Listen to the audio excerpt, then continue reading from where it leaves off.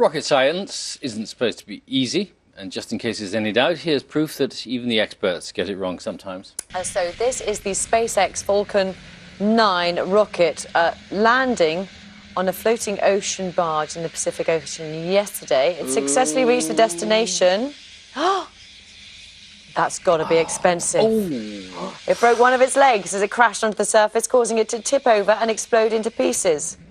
Footage was filmed by the company's chief executive, who said, I bet he was going ouch at the time, who said a build-up of ice may have been to blame. But they should take, let's have another look at it. They should take comfort from the fact that this was on a barge on water, and they managed to get the rocket down in exactly the right spot. And if only they'd been able to hold it up, and one of the legs hadn't collapsed, it would all have been okay. I think that's a pretty good thing to be able to do. Don't you think? I don't think you'd be very happy with you, the chief No, executive. Okay.